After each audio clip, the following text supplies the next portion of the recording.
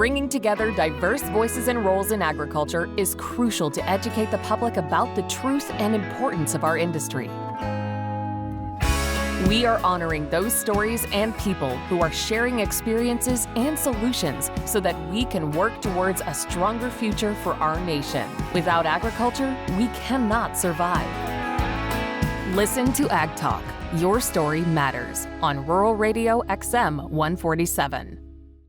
Welcome to Ag Talk, where your story matters. It doesn't matter if you have 2 followers or 2 million. Your voice has a place here. Have you been thinking about sharing your story and becoming an Ag Women Connect member? If you're listening to this podcast, you're in luck because you can get 10% off today. Simply go to agwomenconnect.com, sign up to become a member, and use podcast 10 at checkout. We can't wait to meet you and hear your story. We are back with Ag Talk, Your Story Matters, and I'm your host, Venessa Wood, and I cannot wait to have this conversation with a good friend of mine, Heather Richard from East Texas.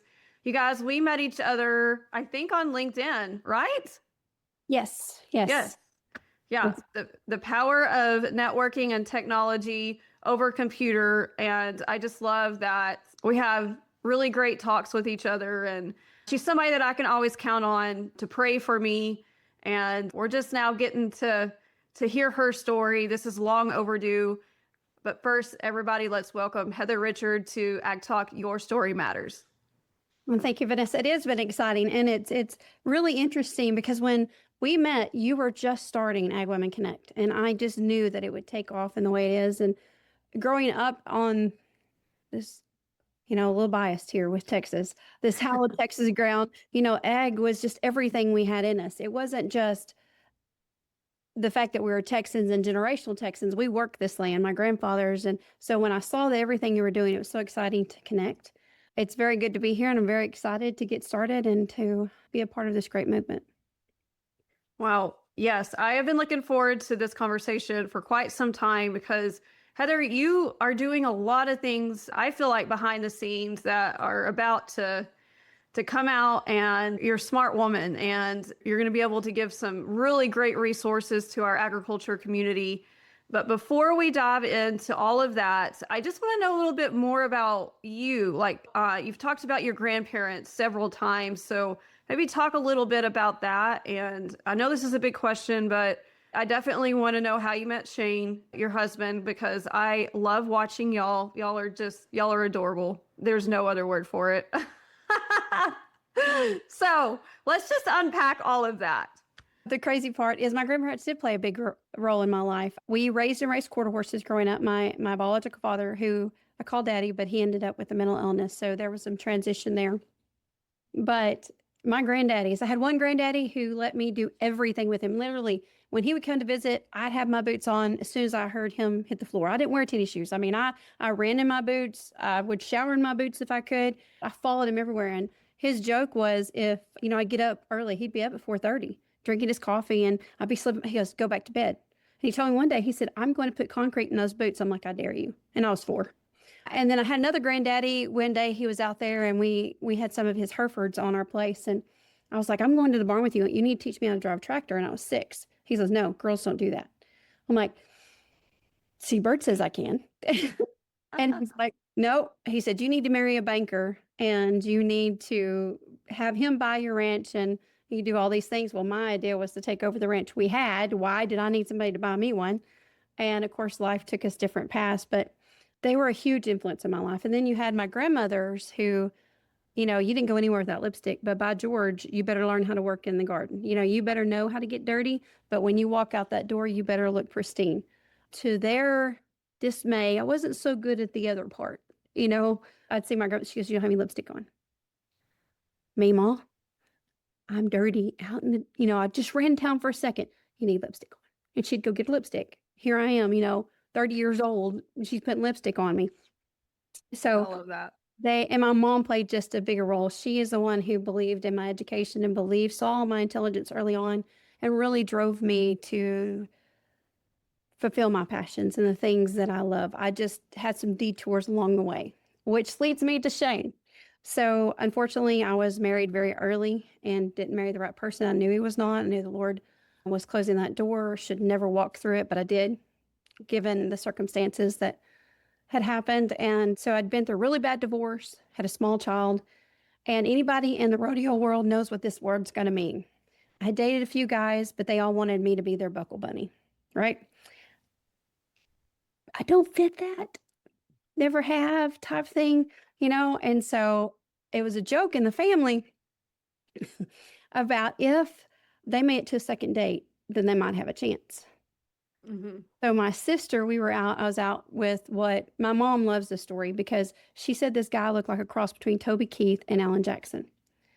And my sister's walking around. This is not Shane, by the way, but my sister runs into us and she looks at him and she goes, "What date are y'all on?" And he goes, "2."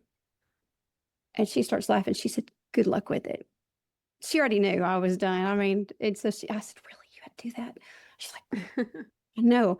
So I was telling my best friend that story that night. And she goes, "You need to get on a dating app." I'm like, "No." Because I was really good at computers. So everybody I knew, I mean, that was in MySpace, was I could find out some dirt. I'm telling you. And she's like, "If you don't, I'm going to." And I'm like, "Nope." I told her, "Sister Lon, no, this is not going to happen." And she goes, "Yes, it is." So she said, "I dare you." And I had enough Spitfire in me at the time. Like, done. Let's see it. So I got on a little dating app and I was really bored one night and I was going through, I'd had a long day. I worked for a farm and ranch magazine traveling. And I was sitting there and I come across this profile with the cheesiest but best line in all of datum, whatever you want to say. And he goes, "If we're stuck out in the middle of the woods and we cannot get out to daylight, I'll let you sleep in the cabin. I'll sleep in the bed of the truck and take the mosquitoes on for you." That was it. I'm like, first of all, he must know what he's talking about because nobody would understand that kind of sacrifice living in Texas. So I messaged him thinking, okay, I have lost my mind, first one I'd ever done that to. And he messaged me right back. Like, what do I do? So we talked for a little bit. And he tells me, now you have to understand, my husband's almost 6'1", big old guy, military veteran, but smart as a whip, been in IT for years. He had taken a break from the corporate world, gone back to trucking, flatbedding. And he tells me, he says, "My fingers are tired. Can we get on the phone?" He's got a sense of humor.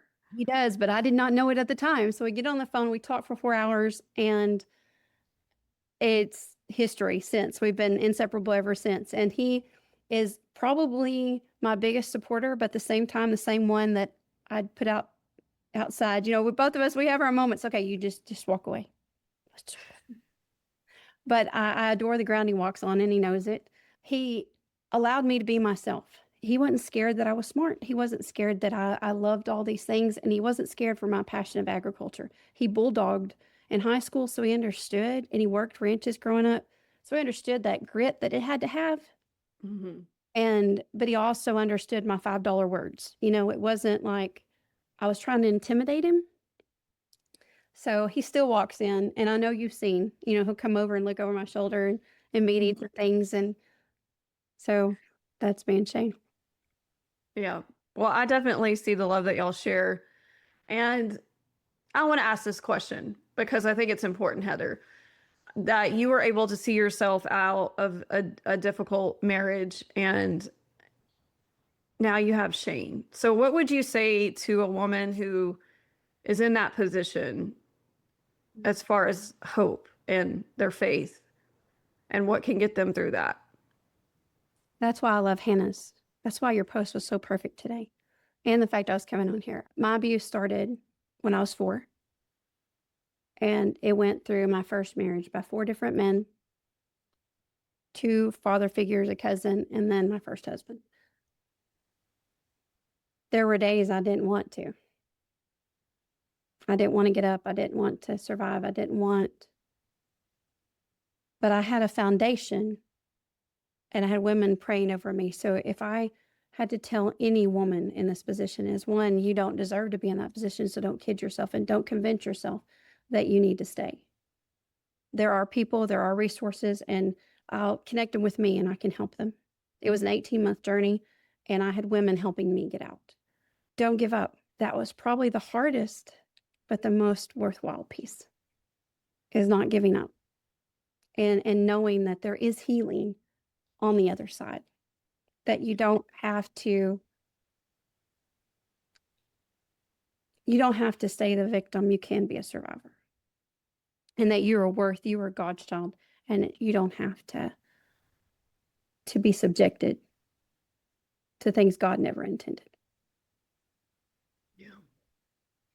And there are a lot of resources out there that can help women. Well, I'm so glad that you made it to where you are today, Heather. I can't say that I've been in your shoes, but I do feel like you are the type of person that truly will help somebody in need. And I mean, you just know.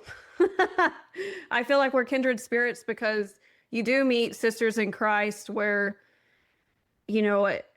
okay, so here's what I want to tell the audience. This is what's so neat about Heather is she's very intuitive. So she'll just message me in the middle of the day, out of the blue. And she knows, even though we're miles and miles apart, like she knows I'm facing something difficult or I need a prayer. And like your prayers come in at such a great time. And it's nothing that I ever have to say to you. It's just, I really feel like when you're connected to God and you truly listen, you listen to people, no agenda, just there, you're just there to listen, no judgment. Those women that uplifted you during your difficult time, I just think that's important to talk about because there are women out there like that. And I know you're close to your church and your kiddos too. I want you to talk about your kids because every time we talk, I could just see the love that you have for them. And I know they're very different too, but you've done a great job. Thank you very much. They are very different. We have one that followed in her dad's footsteps, went cybersecurity, graduated from a UT system, go Longhorns, which is an alma mater. But then we have another one who is all about anything with dirt. She can look at an Angus cow and tell you that's one is going to win. She just has a knack for it. She is ready to start her own herd at 17. She's amazing. Just like our oldest is married and starting her life. And then our youngest, which is a son, oh heavens, he is going to change agriculture through engineering. I know it's going to be tech. He is not one that he'll work hard outside, but that's not where he thrives. So they are our light and our joy. And we have our good days and bad days just like everybody else, but they are definitely precious. I love that. Yeah, I'm interested to see because I think I know technology in agriculture is here, whether we like it or not, but I think there's some really great things out there that will change the future of agriculture. And yeah, there's just a lot, and y'all probably know way more about it than I do, but I have paid attention to the drones, which I know that more and more farmers are using drones and ranchers, to count their cattle and spray and things like that. So you think he'll go to Texas Tech? Oh, yes. He met Jimmy McGuire when we were out there last year. It's going to happen. That's right. I mean, it is going. He's already told us to pack our bags. I mean, it's going to be. We just got a few years, but yes, he's all in. Texas Tech, Zoe, A&M, Texas Tech, we all know. So we're going to wear, but we will wear our UT shirt saying our UT degrees paid for her. Did y'all both go to UT? Saying I did not know that. We did our MBAs and what's a UT system at Tyler. We went through at the business college, but yes, both. Yes. So Texas Tech, we fell in love there, but A&M, no A&M hater, sorry, but still, we're still waiting for final word. Well, she still has some time to think about it.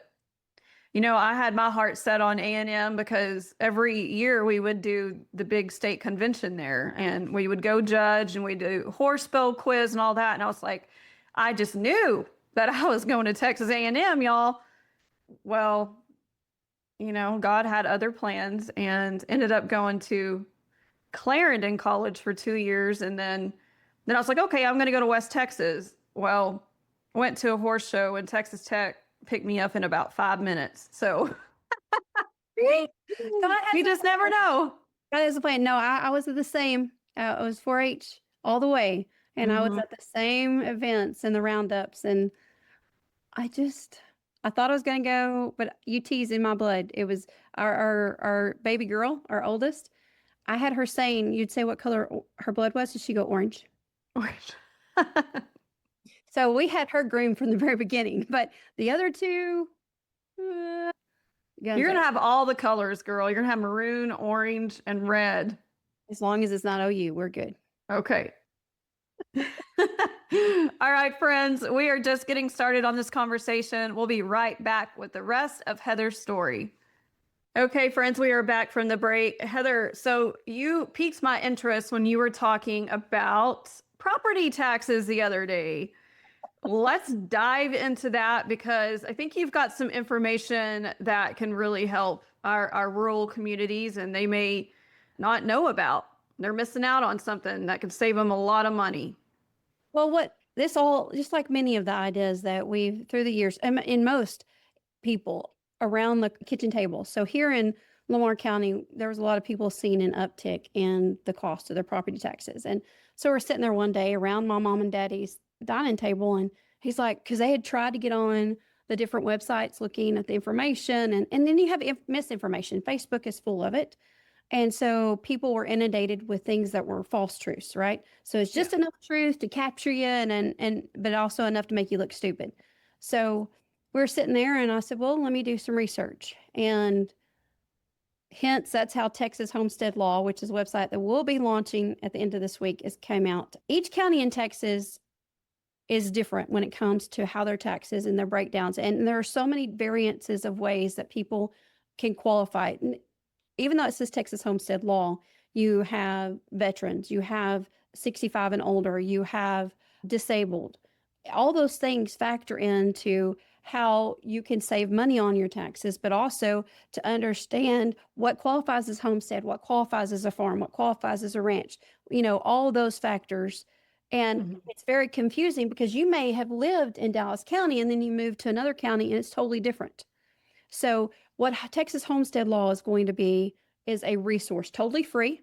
It'll link out to not only what's going on within our legislature, but also to each county's, and that's what it's taken so long. It links out to each county's appraisal districts. It links out to the county offices themselves. It links out to resources, plus your congressman within the state of Texas for your district, so that they can go there and it's a hub. So if you're searching for, say, you're a disabled veteran, which my husband is, and you want to know how you can better save on your taxes for your property, then there's a section just for that. That is, so you're not weeding through all the magnitude of links and information on the Texas state site, plus your local county site, plus, again, the misinformation that's out there. So you'll be able to sort and look, and then it provides, you won't have to even, everything is linked in there. So you click on the link and it takes you to that site. There's no guessing. There's no, well, okay, so I've got to go here and I've got to go there.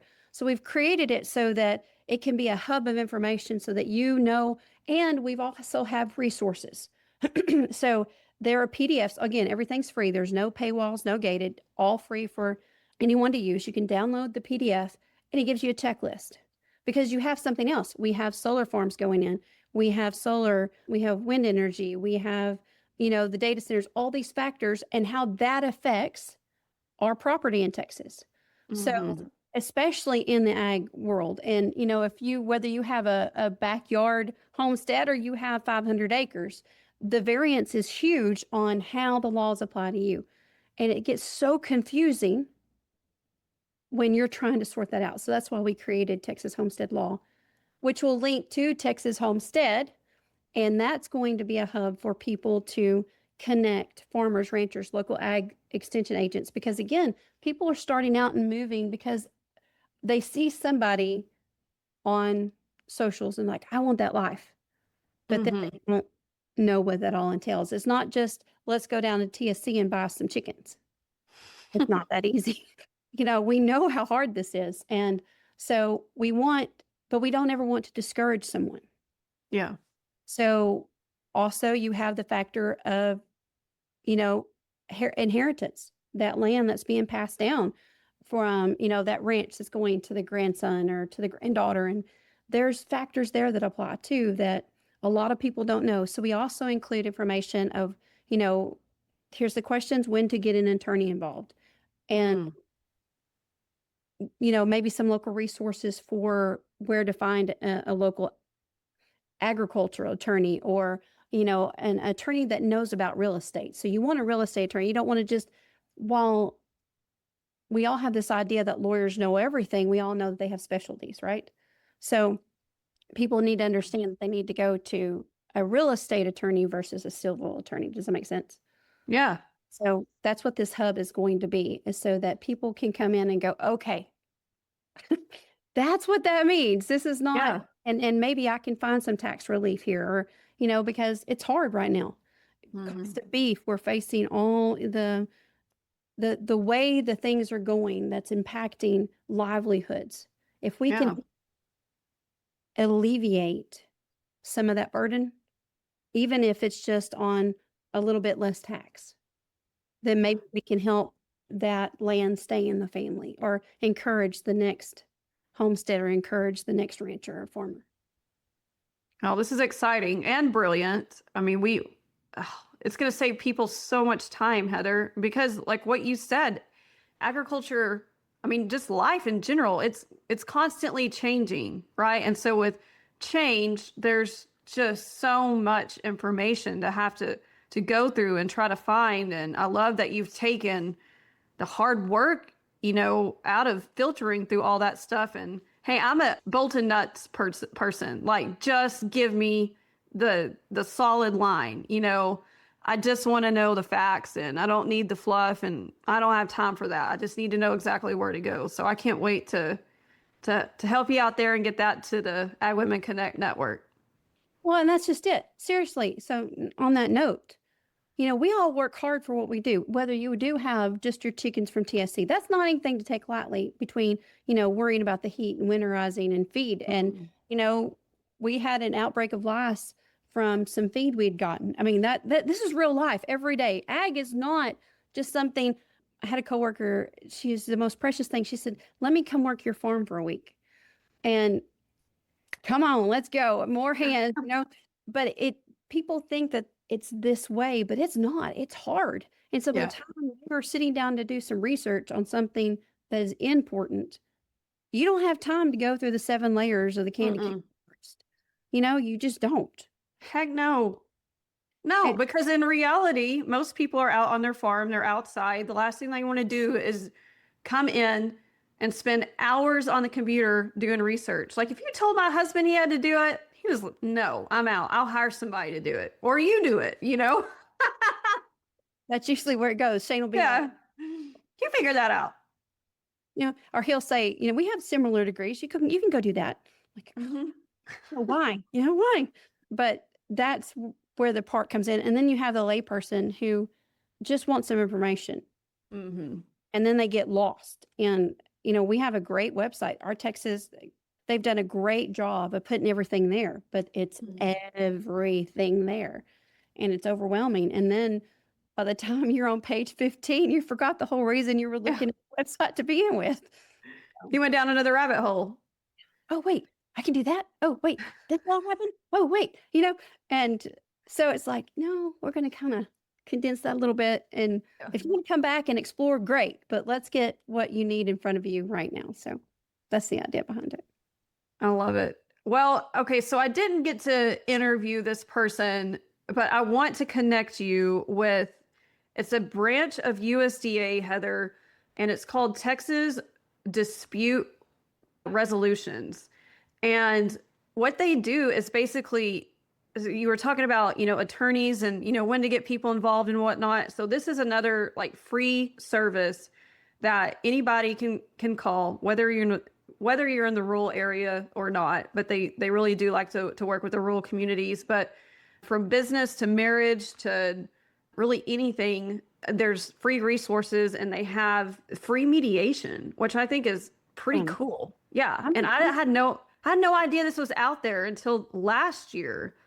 And they have an office here in Lubbock, Texas. But yeah, it's through the Department of Agriculture slash USDA. I'm going to send it to you. Yeah, So please, because I would love to add that to the site. Because anything we can do to help them, the consumer, or the person using the site to again, go back to the word alleviate. I mean, we carry a lot.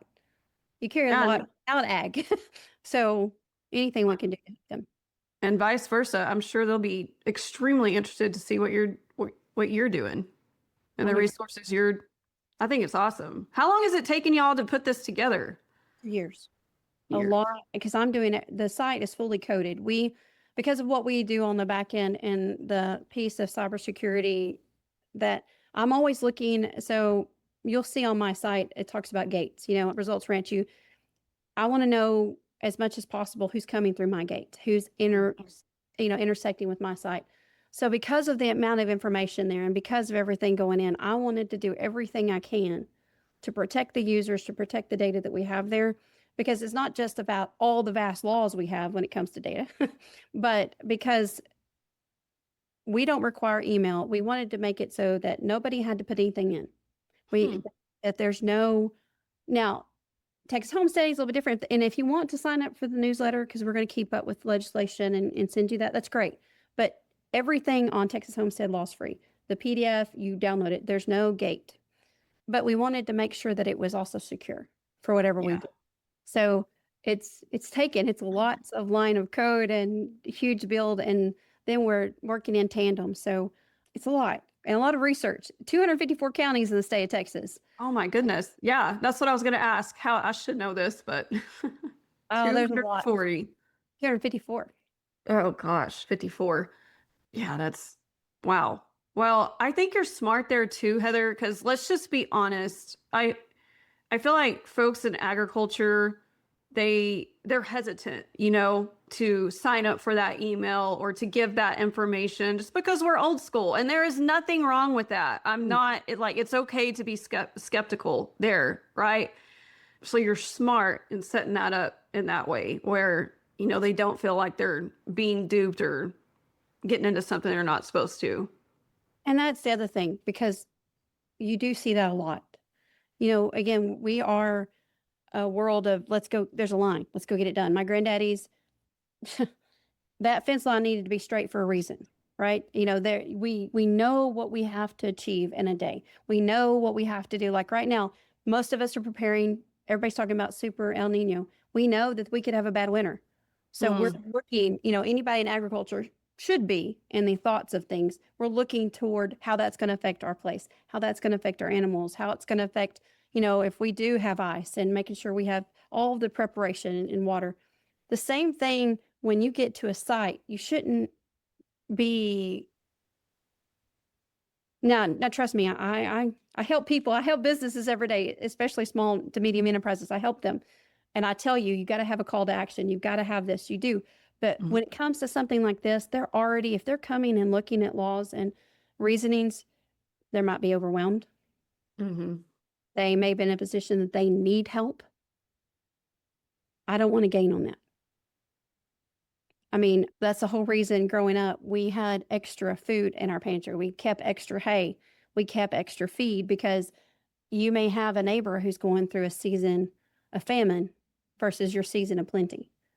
And I don't think that we should monetize when somebody's going through a season. Yeah. Does that make sense? Oh, no, I love that. Makes complete sense. I just love y'all's heart. All right. Super El Nino. What the hell? You know something I don't know. This whole thing, the one thing that it was really over and over again, because we did rely on hay, and because we did rely, we raised quarter horses. So, we were taught you take care of what takes care of you, right? And so we watch on the weather. We watch this stuff like it's a joke around here. I'm called Heather Weather. Heather Weather. Heather Weather, my whole life. A storm. My mama sees a cloud coming in the sky. I guarantee you I'm fixing to get a text. Heather, what's going on? So with the way that we could have the floods and the extra rain and possible bad weather this year, that's where Texas Homestead comes into play, about winterizing, about emergency preparedness.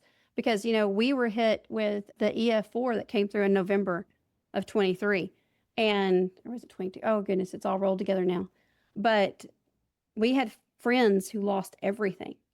So growing up, when I remember waking up at 2 o'clock one morning and looking out my window and our neighbor's pasture was on fire. That was their life. All their hay was gone. It was a lightning strike. And so our community came together and they didn't have to buy groceries for 2 months because that's what we prepared for. And so people think of prepping and they think, oh, no, that's what we were raised to do. We always had extra. If they were making quilts, there was extra quilts to be made because you never knew who needed it. You never knew who might be in times of need. And we were ourselves when my biological father got sick. So that's the heart behind all this, is because we lived it. We know what it's like. And as people in this community, we rely on each other, or we used to. I think we've gotten away from that, but I'm hoping to kind of reignite that a little bit. Yeah. No, I think you're doing a great job. There's still people out there like you, but it's very refreshing to hear you say that there's still people out there looking out for one another and preparing. And I mean, this is what you said it. This is what our grandparents did and our ancestors did. And I think that the people who are homesteading, we know that they don't know much about agriculture, but that's okay. But I think the heart of it is getting back to what you just said. They want to live a life like that. Yep. Because corporate, we work in corporate environments. It's exhausting. And to come home and be able to look out and see something as the sun sets, there's a peace in that.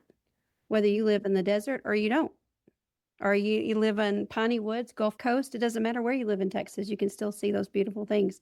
And it kind of centers you back to where you are, I think. Absolutely. I love talking to my friends on a podcast and looking out the window and seeing my horses. Perfect example. Okay, friends, we're going to take one more break. We'll be right back to continue Ag Talk, Your Story Matters. All right, we are back from the break. Heather, I want to know about your book that you are writing on. Well, you're actually writing several books, but I want to know the history behind that. I want to know about the jackets, ragged souls, all of it. Well, there's another joke besides Heather Wither. I am one of those that's a Jill of many trades and master of few. So in previous years, as I came out of the abuse, I would speak at women's conferences and Bible studies and different things and at revivals. And we've had a lot of people who say, you need to put this in writing, you need to tell the story. But I've been very hesitant to tell the story because I had to come to a place where I could write it where it wasn't about villains and things. It was about a growth and about, His grace in working through this. So the Whether Horses Knew is a memoir, but it's fictionalized. There's things have been changed a little bit, some things enhanced, but it's truly based on the journey of all of what we went through. My biological father was a bipolar paranoid schizophrenic. Until I was 4, he was the greatest thing in the world. I loved my daddy. I was his shadow. Everything we did with the horses, and he was truly a horse whisperer. Maybe because inside, he knew what it felt like to be unseen. But then he had his first breakdown and things changed. So that kind of starts that story and how things can evolve. It's going to be a trilogy. We are working very hard on it to keep things in a very centered piece about, and we're hoping that when women read it, and anybody can read it, of course, but when women read it, they can find hope, that it isn't just some story that somebody made up and made to look good. It's real. And there's some things we don't go into graphic detail, but I did put a trigger warning on it just to be sure. And the other books are actually children's books. One is called I'm Not Weird, I'm a Limited Edition. Y'all, my best friend calls me a hurricane with red hair. I come in just constantly in a mess. And it's throughout my life, it's been weird to not be that girly girl and to be that tomboy and still embrace who you are. Zoe wrote one. It's based on, again, my grandmother started this whole thing. So Zoe had done something, which is our middle daughter. And I was telling her about it. She goes, that needs to be a children's book.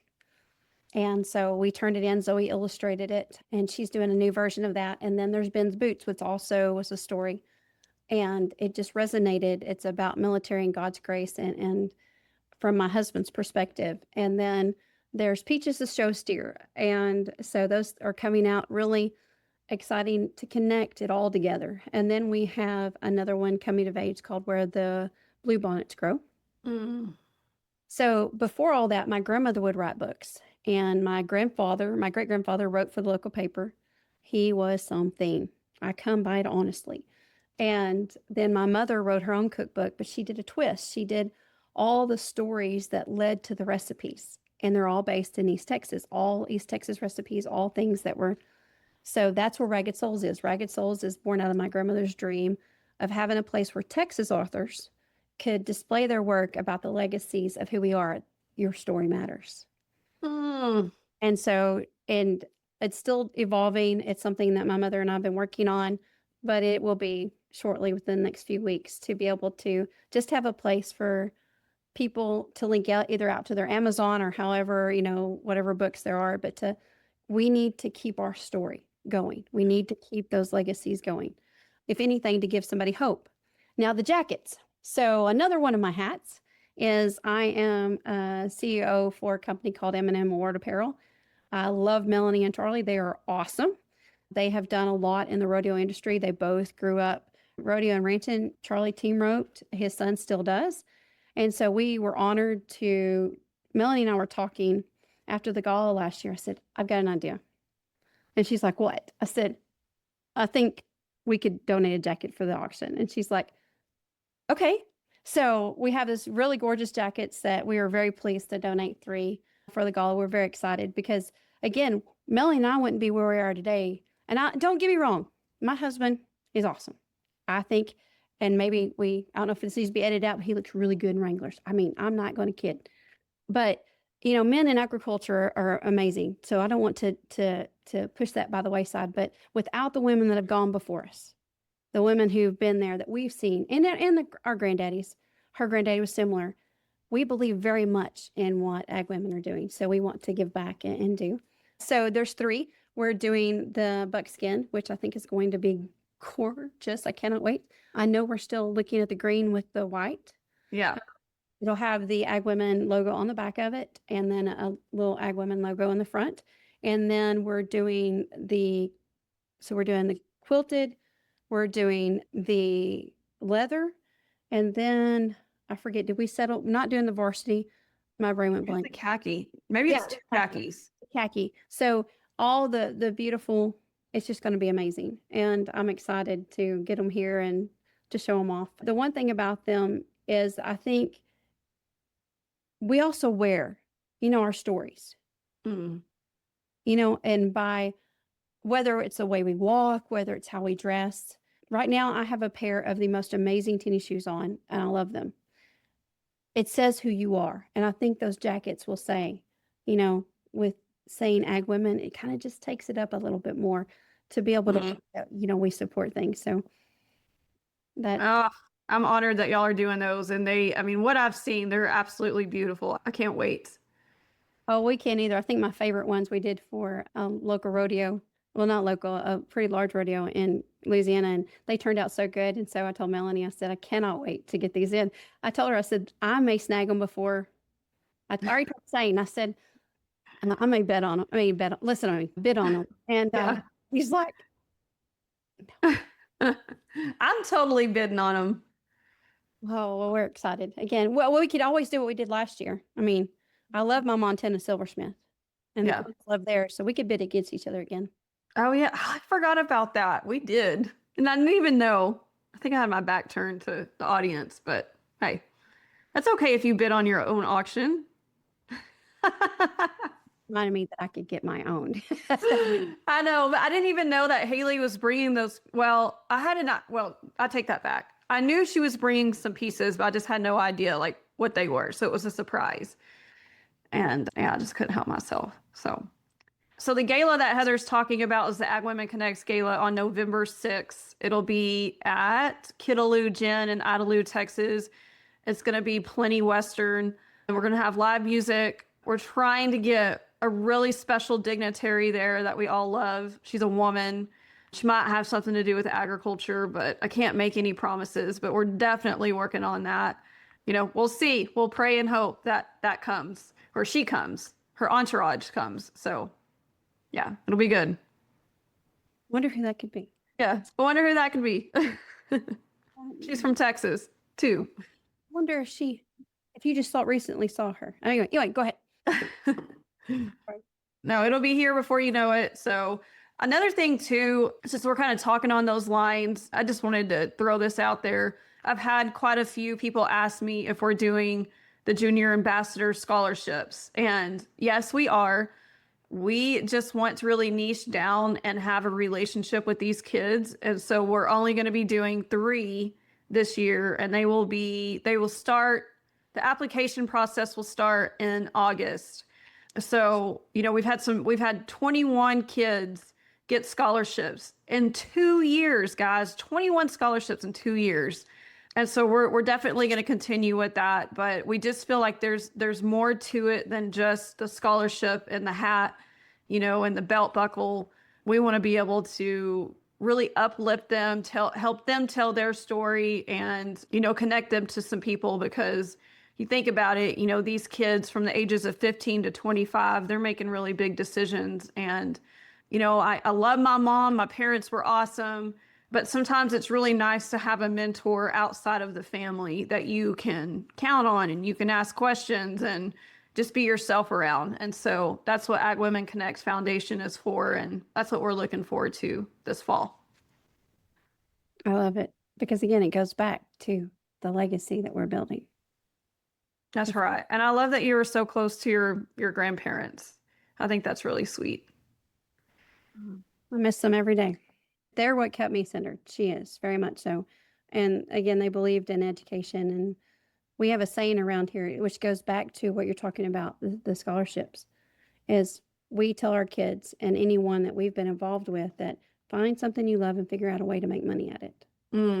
It doesn't have to be, if it's ranching, do ranching. If it's tech, do tech. It doesn't matter, just because we know how hard it is to show up every day and hate something that you don't want to. And to have a mentor like that to speak life into them from a different angle, that's amazing. Yeah, I love that. Yeah, I know that Heather and Shane believe the same thing, but if you're a young person listening to this, whether you're deciding to go to college or not, there is something out there for you. And we 100% support, the kiddos going back and running the ranches or starting their own business, maybe a little bit of both, or, learning a trade skill. Just know that your worth really doesn't come from your job, right? It comes from, what makes you feel good, in the right way, and the small things in life. It does. When you can walk away, we have a really good friend who welds. And I got tickled the other day. He was talking about how clean his weld was. And that's important, because that holds things together. I mean, it was a trailer. We were talking about that, but that's important. Yeah. A degree and a name on a wall do not define who you are. It's what you do with your hands and your mind and your heart. Well, and taking pride in that. Good gosh.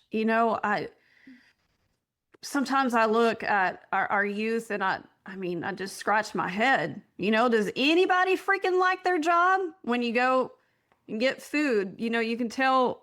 I tip the ones that really do enjoy it. I make dang sure that they're getting a good tip, because they're kind of far and few between, but they are out there. I think that really just goes back to being centered and having a good relationship with Christ. And just, man, you might not be doing exactly what you want to do at the moment, but trust me, if you'll just lean on God, he'll bring you through it, and he'll bring you to the thing that he'll bring you to the place that you need to be. But you just got to have patience, and you got to find joy in what you're doing at the moment. And that goes back to Hannah. I'm going to keep referencing Hannah. Hannah's my I'm looking forward to this week, but it is. And it's hard. It's hard waiting in that season. Mm-hmm. It's so hard. But I'm 51 years old, and I'm seeing finally all the things that I've loved and done. So while it may not feel like your season, that season's going to be growth. God's going to bring Mm. something out of that season. That's something else. You know, we were talking about how the advice and things we would give. Every season has a lesson and a blessing. Yep. Sometimes it's not the prettiest. There's always a lesson and a blessing.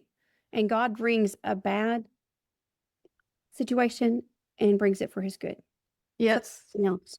You know, there's always that good that comes out of it. So that's the thing that I would tell anyone is to hold fast. Yeah. Sometimes He's- go ahead, sorry.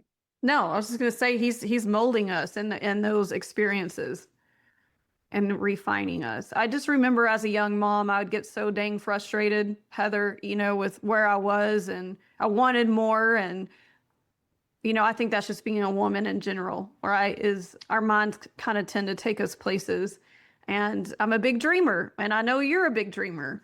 I know a lot of people who are big dreamers. So sometimes it is hard just to be content in those moments. But, you know, just looking back, what you said, I was there for a reason, and I needed to grow just a little bit more.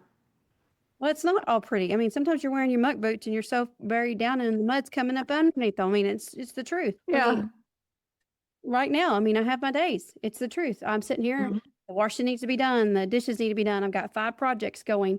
We have a back fence that really needs to be fixed. He's looking at pin of 3, and that needs to happen. So Yeah. there's ugly, but there's also beautiful. Yes. Oh, for sure. Well, and if you're listening to this, I know you've heard Heather talk about Hannah. We do have a Bible study going on. So that's the other piece of this conversation. Every Thursday morning, unless I'm out of town, every Thursday morning at 8 o'clock Central, we hop on Zoom and we discuss a woman in the Bible. And this was kind of something that came up organically. I kind of threw it out there because of a Mother's Day sermon that I had listened to. And he just started describing some women in the Bible and then how they related to women now these days. And, you know, it broke it down into the personalities and whatnot. And I was like, oh my gosh, that's so powerful. And so I posted about that and they were like, oh, let's do this. So let's talk about a woman in the Bible every week. So that's what we're doing. And you can go to our social media or our website and we announce who that woman's going to be every Tuesday. So today we announced that it was Hannah. And so we'll discuss her on Thursday.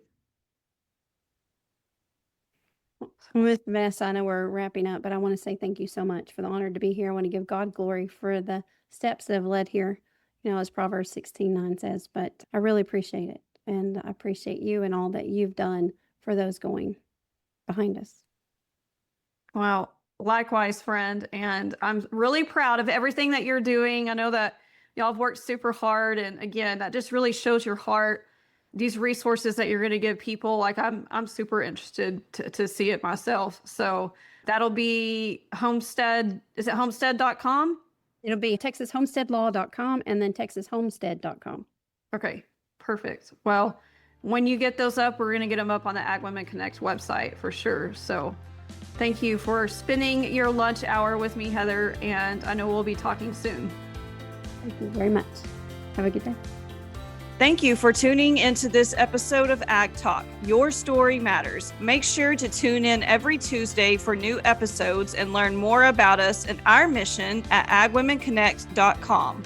You can find us on all major social media platforms, and we can't wait to share your ag story.